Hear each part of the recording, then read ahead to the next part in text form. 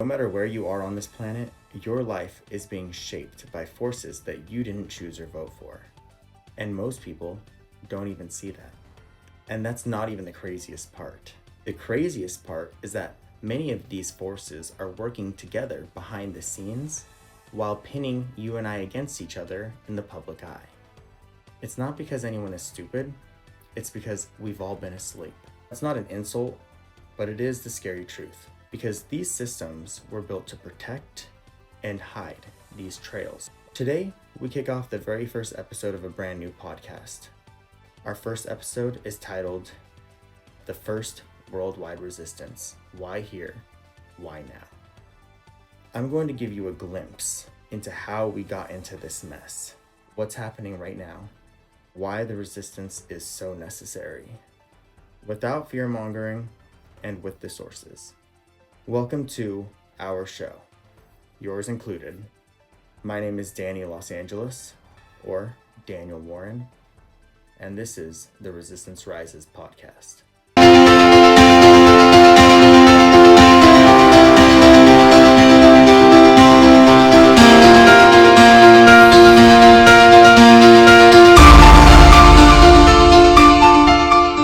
Before we start, a quick advisory. Some content in this series will be controversial. Some content will be inappropriate for minors. I do not want children to see anything that could be triggering or potentially traumatizing. If you are an adult with a child, please review the topics of the episodes before you begin the episode. And if you decide that your child should watch them, please watch with them. And a personal boundary, I'm an adult. I will use foul language sometimes. My mother was from New York and my father's a trucker. So just understand that I do it out of habit, not because I'm even more angry, although possibly. Next, I'm proud of who I am, what I've become, and what I've done with myself. That includes my body. My social media might reflect that, so please. If you have someone in your household who's under 18, who's a fan of mine, they should not be scrolling through my more adult or inappropriate content. Parents, please keep your children in age-appropriate spaces and use your best judgment. Now, back to the mission. Before we kick this thing off, I need to genuinely thank, from the bottom of my heart, all of you who have listened to earlier versions of this project. Those of you who have been there since the beginning of the journey or joined along on the way. I now have been working on this podcast for years, and I've put tens of thousands of hours into it. It's only thanks to the people who I have called the resistance up to this point. But now many of those people are wondering why I'm restarting again. Some of you have been OGs here since Project Blue Danny. That was a different version of this show. And I appreciate you for being there, as you put your time into something that was long, dense, heavy, but very real. And we really did start something, a movement with that. So thank you. This is the fourth time I've recorded the show, and I thought last time was going to be the last time, but I'm very sure this time is. I'm going to be making some pretty necessary upgrades to the opening intro episodes. More context, clearer sourcing, and better structure to begin with. The foundation is going to be stronger. The episodes will be shorter, more to the point. Each day before I record the episode, at that time, I will go through all of the sources that day. I will make sure that it's updated with the most current information. I've also created a new citation format, which I'll go over with you later on, that ensures that all details are crystal clear. However, this is not the main reason for the changing of the name and of the show. This project originally was worldwide, but more America-based and America-focused. But as I have met people from around the world, heard their stories, and been able to thankfully amplify some of their voices, I have realized something. As small as our voice can feel in America, around the world, some people have even smaller ones. And that's because if they speak up, their government will hurt them, imprison them, or worse. Much of this show will begin in America, but it's going to expand outwards. And especially in the beginning, although it focuses on America, you will quickly see it expand because America has relationships with almost every foreign country on the planet. As you watch it expand, the information will come from all over the resistance. It will come from all directions and probably all countries, because the truth is what actually is going to set us free. So the truth is that last year when I first started the show, I had a lot of really good information that I didn't feel like it posted at the time. And that was because my name was too small. I felt like it would be dangerous and not very smart to post. However, now I'm very humble and thankful. But with millions of views and over 100,000 followers spread between my platforms, I have to say that I believe I can now get into the really good information, so I can really start making a change. The show was originally called Project Blue Danny because I felt like I needed to make a voice for myself before I could have and be a voice for others. The project is no longer called Project Blue Danny. The show is no longer about me growing an audience so that I can change the world. It's about you and I and all of us coming together and actually making these changes. The game has changed, so the name has changed. As stated, we are the Resistance Rises podcast now. And the first episode being called The Very First Worldwide Resistance is because all of the information is not going to come from just America, no matter what. Because the truth is, this isn't just about our country. This is about power, global power. Moving through systems, money, technology, politics, family, royalty, and so much more. Through control and power. America likes to call itself a superpower. So why don't we use our power to start protecting people instead of hurting them? With that being said, the Resistance is looking for interpreters. If you want to translate any of this work for your language or your country, please do and share whatever you can. Go ahead and tag us. And if you want to work with us more officially, just reach out, because we're building something that's global and we need voices from every country, everywhere. If there is something that I'm talking about that you already know or you've already heard me talk about yourself, then go ahead and skip it. However, a lot of this stuff was a refresher for myself as well. I haven't gone over this in a year, and if I could use a refresher, I'm sure you could use a refresher and also a hot new take on it. What is the Resistance and what is not the Resistance? The Resistance is not a club where money buys power. If someone wants to help fund the Resistance, you are helping fund protection, research, infrastructure, and technology, etc. So far, I haven't had people like donating. But I'm just saying, it's not going to buy you status. It's not going to buy you authority. It's not going to buy you a spot. It's something that the Resistance is made of people who care about people. We do not all need to have the same opinions. In fact, we shouldn't all have the same opinions. That's weird. We should have differentiating opinions, and that's okay. We do need to be respectful of other people's thought processes and how they think. It's just basic human respect. We need to stop arguing over people's different beliefs. That belief should not revolve around other people. It should revolve around you and your livelihood. For instance, you should not have a belief that another person shouldn't exist because you don't believe in that. Keep that to yourself. We care about everybody equally, everyone, all races, genders, orientations, nationalities, anything, religions, all of it. Comment sections are open for real discussion. The website has discussion boards that are open for real discussion. Hate is not allowed in any of that. Do not make people feel stupid for their viewpoints or their questions. And just because somebody does support the show or is even on the show later on, a guest star of, does not mean that that person agrees with everything that I say, because again, I'm not here to be the voice of everyone. I'm here to be the voice for hopefully everyone. I don't want to control or have a thought process and have it be something that all of a sudden everyone takes on. It's about you learning about my thought process and me learning about your thought process and us learning from each other.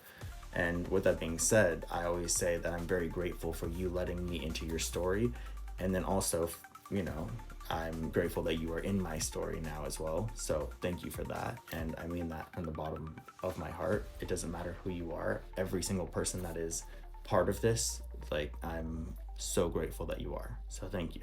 The Resistance respects individuality. Also, opinions change. Mine have changed in the last year or two many times. That's not weakness, it's growth. The Resistance is a group of everyday, ordinary people who come together to try to accomplish extraordinary things. Power comes with knowledge, and power comes in numbers. Power comes by standing in your own true light and helping others understand what their light is and where they can stand in their own light, helping them find a place to stand in their own light. The resistance is love and empathy and knowledge and helping each other when you can, positivity, standing up for what's right. You might think that you are not a good person or you can't do this because you've done so many bad things. We've all done bad things, but just remember that good is not something that you are, it's something that you do. You can always change who you are. So if you have previously thought that you weren't good enough, it's time for you to realize that we need you. So buckle up and enjoy the ride.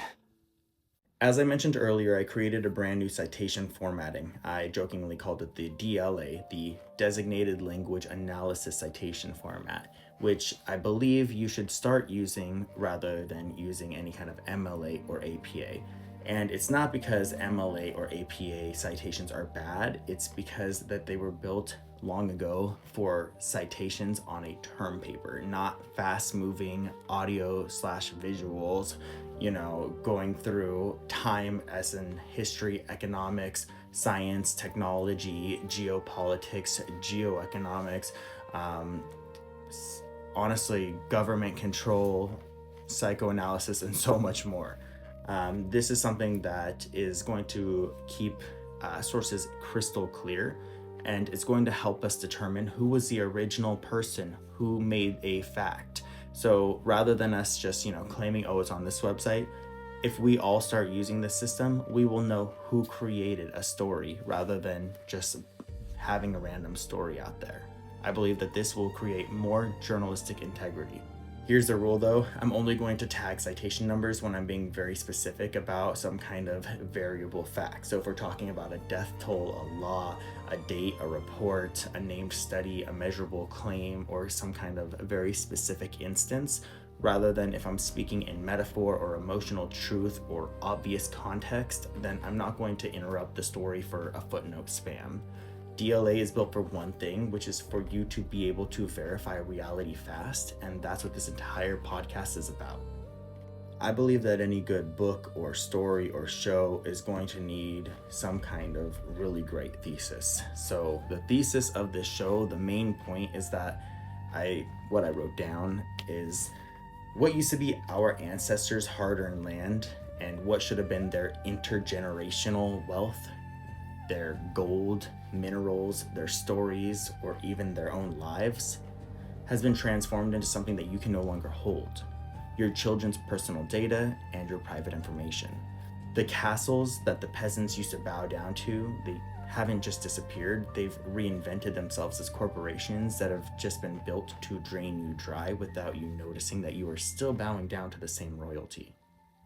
And the ancient kings, whose bloodlines have ruled far longer than history cares to admit, once reigned behind titles of millionaires who used to hide behind politicians, but now they are billionaires and they have politicians hiding behind them. They don't even disguise it anymore. The lifestyle that everyone is longing for, the lifestyle of the rich and the famous, the one that people dream about, but most people can never touch, how are these people at the top affording it? Through meticulous research, I can prove to you what I and everybody already knew.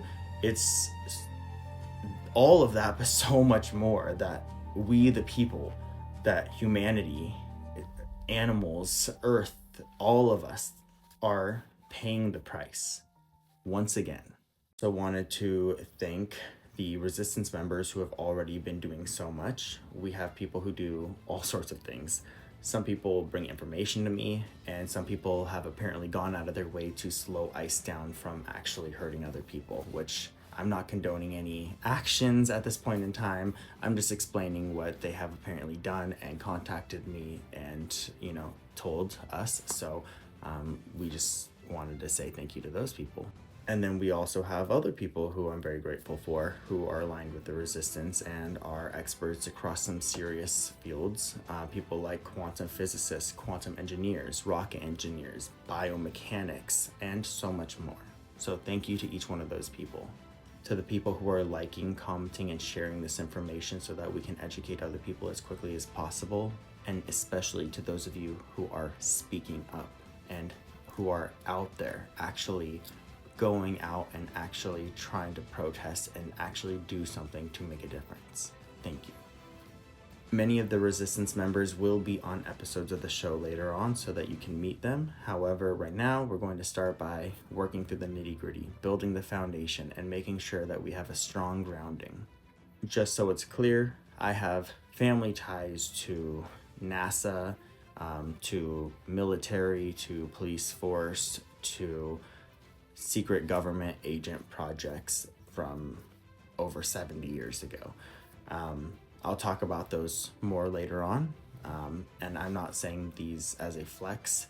I'm saying it because it's shaped the things that I've noticed, what I've questioned, and how I take verification seriously, which is how I got to this point, to making this show for everybody. Why am I doing this? Well, I want to be careful here. This show is definitely not about me, but I also want you to understand that I'm not just online trolling or riffing for no reason.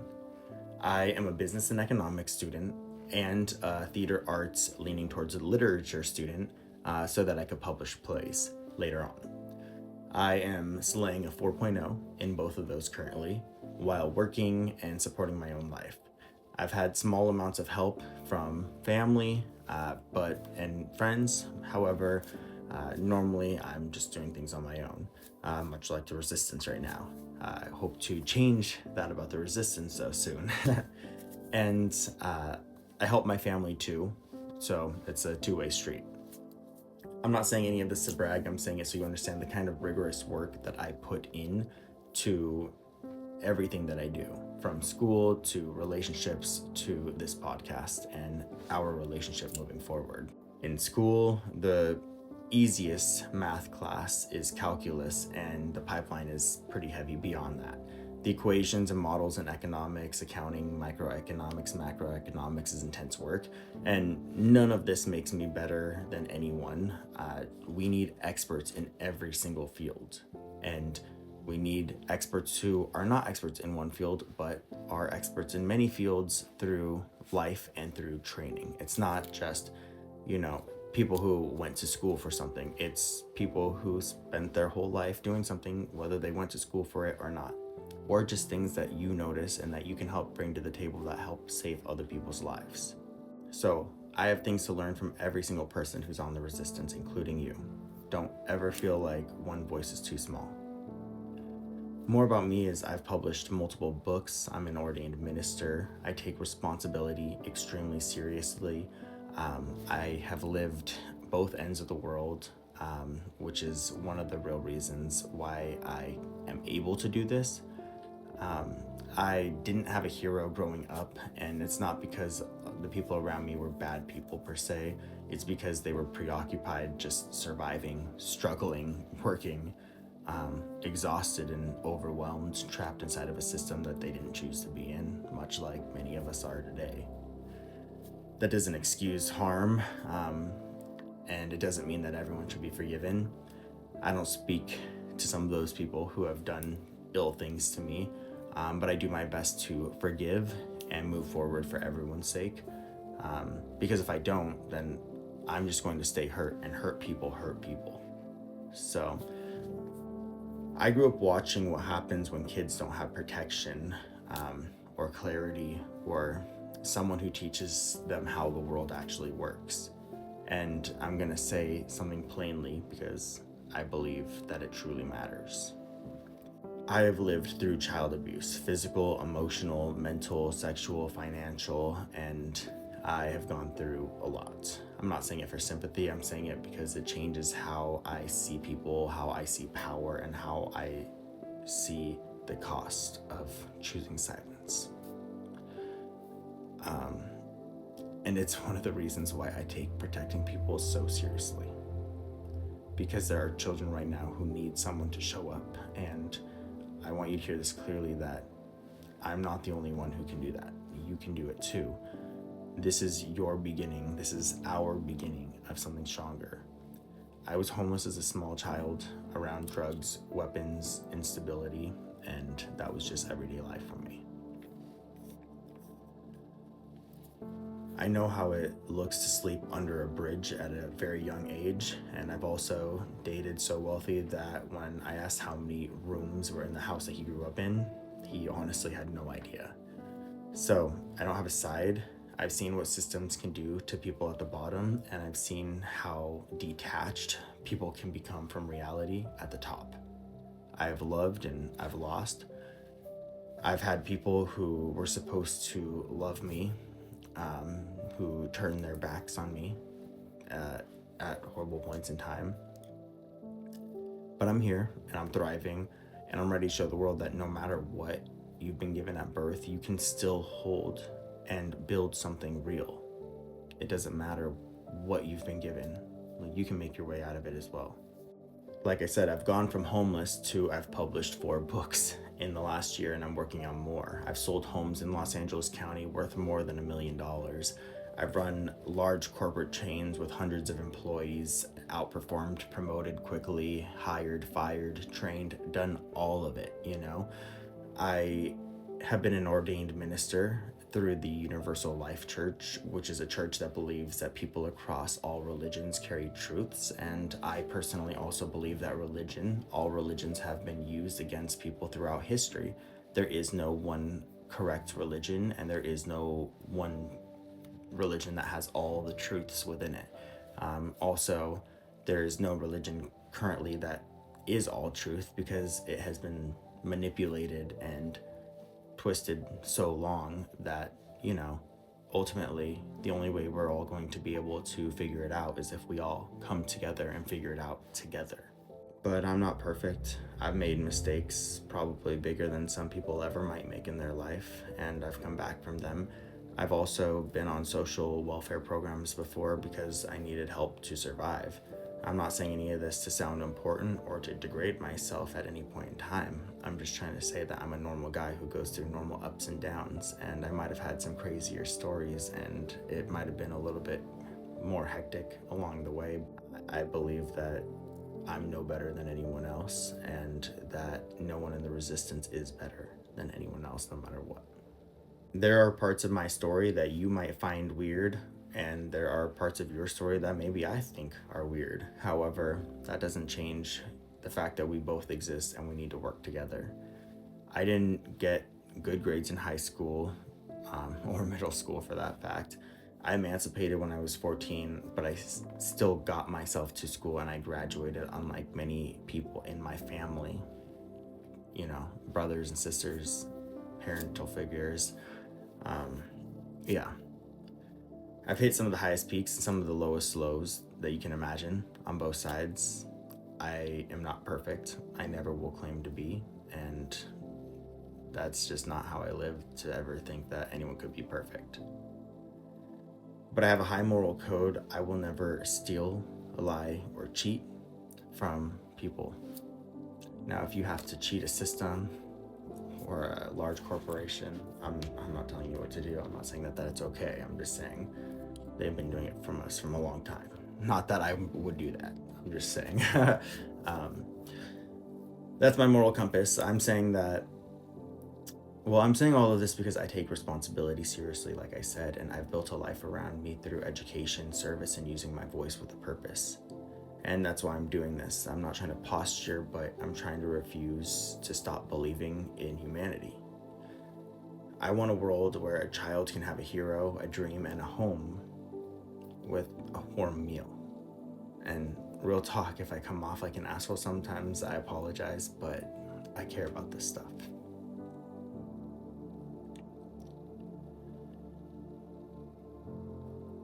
I'm working hard on being the best version of myself, and it's not always easy, surrounded by so much hate in the world, but that's who I am.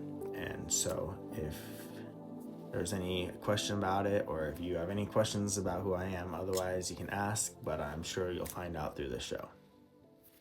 I figured out over a year and a half ago what was going on with Israel, the drones, Elon Musk, his brother, Donald Trump, his family, the government, just the way that money and technology and power work and are transferred when the public is just blissfully not watching. And I hate to say it, but we are all in danger, especially the people who have children, especially the children. And this is not meant to be fear-mongering. In fact, it's quite the opposite.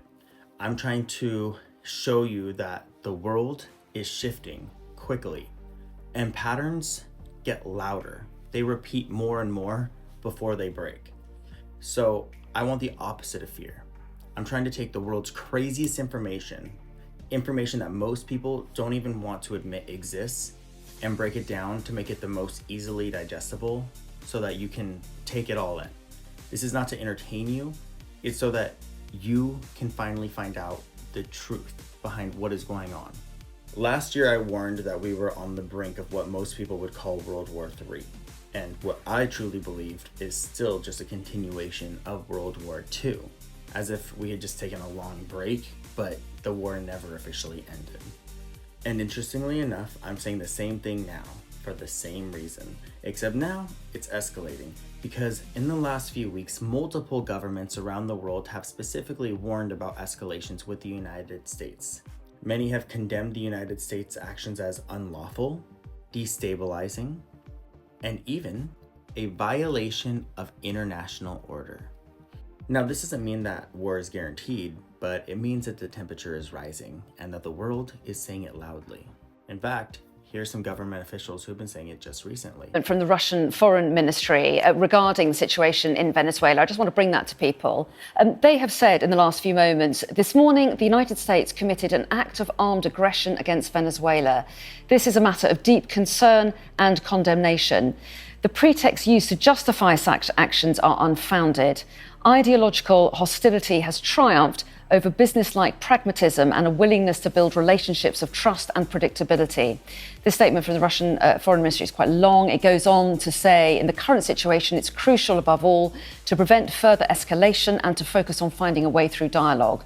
We believe that all partners who may have grievances against each other should seek solutions to problems through dialogue. We are ready to support them in this. And they say that Latin America must remain a zone of peace, as it itself declared in 2014.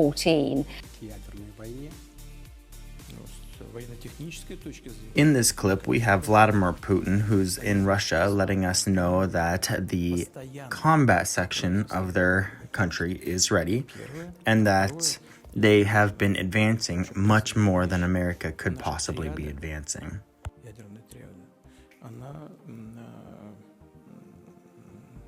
Является более современной, чем любая другая триада. Таких триад только вот у нас, да, американцы, на самом деле. И мы здесь продвинулись гораздо больше. У нас studio in Kelly, China, who is a direct ally of Venezuela, but has had close relationships with Caracas over the years anyway, is now responding, right? Yeah, and that was one we were watching for. We weren't sure if we were going to hear from them today, even on this. But it's interesting, too, because China is the largest importer of Venezuelan oil. And President Trump was saying that, you know, the U.S. is going to be taking control of Venezuelan oil reserves. And this is what China had to say in reaction. We have this statement. China is deeply shocked by and strongly condemns the U.S. blatant use of force against a sovereign state and action against its president. Such homogenic acts of the U.S. seriously violate international law and Venezuela's sovereignty and threaten peace and security in Latin America and the Caribbean region. China firmly opposes it. We call on the U.S. to abide by international law and the purposes and principles of the UN Charter and stop violating other countries' sovereignty and security. We did just hear from White House Press Secretary Caroline Leavitt just this hour saying that the president is following through on what he promised on the campaign trail, saying that he did exactly what he said he was going to do. Trump explicitly promised, she says, that he would work to demolish foreign drug cartels to keep our citizens safe. And that's exactly what he did today through an unprecedented display of speed, precision, and power. And today, Hegseth praised Trump's action. I want to play a bit of what he had to say as well. Take a listen. Nicolas Maduro had his chance, just like Iran had their chance. Holds its breath as President Donald Trump prepares to pull the trigger on high-stakes military incursion in Iran. Now, Tehran has warned neighboring countries hosting U.S. troops that it would retaliate against American bases if Washington carries out threats to intervene in protests across Iran. It's Arab leaders and Israel who've cautioned Washington against any military intervention at the moment. Our next story brings you the latest on the escalating situation across Iran.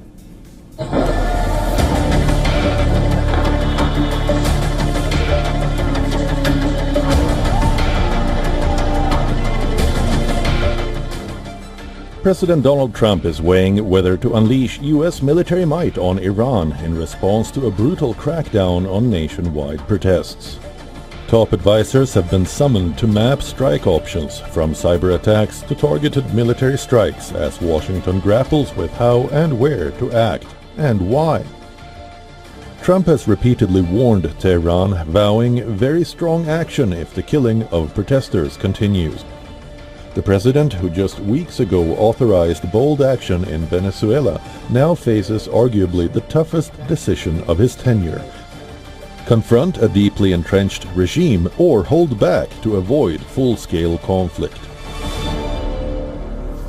I haven't heard about the hanging. If they hang him, you're going to see some things that I don't know what where you come from and what your thought process is, but you'll perhaps be very happy. What do you mean by that? We will take very strong action. If they do such a thing, we will take very strong action. Iran is no Venezuela. Iran commands a powerful military machine, entrenched ballistic missile systems, hardened Revolutionary Guard units, and an arsenal that has survived years of sanctions and covert strikes. Any attack on Iranian soil would almost certainly trigger immediate retaliation against U.S. forces and its regional partners. To criticism about his ambitions for Greenland. Secretary of State Marco Rubio reportedly playing down prospects of the U.S. taking it by force in a closed-door meeting yesterday on Capitol Hill. But a statement from the press secretary last night kept U.S. military action on the table. Reaction from Europe has been swift. Denmark's prime minister said a U.S. takeover of Greenland would mark the end of NATO. And the president posted just a short while ago, Russia and China have zero fear of NATO without the United States, and I doubt NATO would be there for the U.S. if we really needed them. We will always be there for NATO, even if they won't be there for us. The only nation that China and Russia fear and respect is the DJT-built USA. The president also said, without my involvement, Russia would have all of Ukraine right now. Now let's talk about the urgency without hysteria. Today, around the planet, real people are dying. Real communities and economies are crashing. And escalation is no longer theoretical. In Gaza, for instance, the United Nations has published ongoing humanitarian rights efforts information, explaining that the human casualties are near 70,000 estimated, and these are unnecessary deaths. In Ukraine, the Human Rights Mission has been tracking human casualties as well, with Ukrainian soldiers anywhere between 46,000 to 100,000 casualties, Russian soldiers around 100,000 casualties, and many more innocent civilians on the ground, with no idea of how many there are, but estimated tens of thousands, if not more. In Sudan, the World Health Organization has warned us on escalating attacks against human health care. Again, I'm not saying any of this because I want to scare you. I'm saying this because if you want to call yourself informed, you need to face the facts of what is happening and what is real. So please, wherever you are, take a moment for those who have lost their lives this year.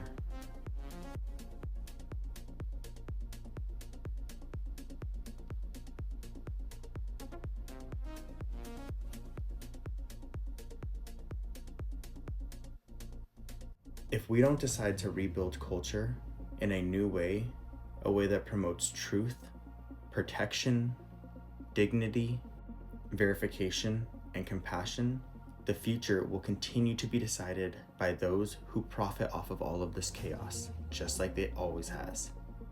That is precisely what the resistance exists to stop.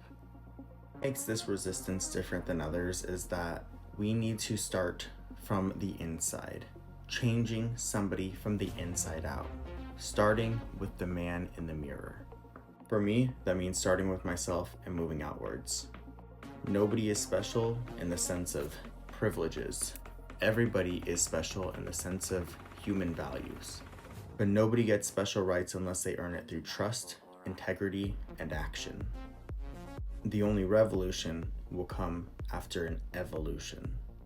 The last time humanity evolved, in my opinion, was when compassion expanded, and that's what we need now. Compassion and competence. We prepared just in case. But we do not promote violence, we promote vigilance. We do not promote hate, we promote help. We do not promote making the enemy lose, we promote making the enemy learn. We promote showing them empathy and love until we cannot any longer, even when they don't deserve it. However, if somebody's in danger, we will do whatever we need to do to protect them. So needless to say, stay out of our way. If there's anything that you want us to talk about on the podcast, please send your submissions in. I'm more than willing to expand and talk about whatever will help the resistance. If you want to be a part of the resistance, well, you already are, but there are many ways that you can help. And if you're an expert in any field, science, math, law, economics, engineering, history, technology, ethics, please reach out. Especially looking for experts who can comprehend and teach the public how to comprehend complex reality without ego or without cruelty. Because education should be powerful, but it should also be humane. How to follow this project? Well, here's how it works so that nobody gets left behind. Every episode will be available in multiple formats. Video, if you want the full visual experience. Audio podcast, if you just want to listen to it. A full written transcript will be written underneath with all of the sources listed. And eventually each season will come out as a book so that you can purchase all of it and see it all in one place on your own counter if you'd like. In the meantime, you can read it all online. The truth won't be locked behind one format. It should be accessible to everybody. That's because everybody wants a revolution right now. But like I said, it's not going to come until we have an evolution. That's what the resistance is. So, with that being said, welcome to the Resistance Hero.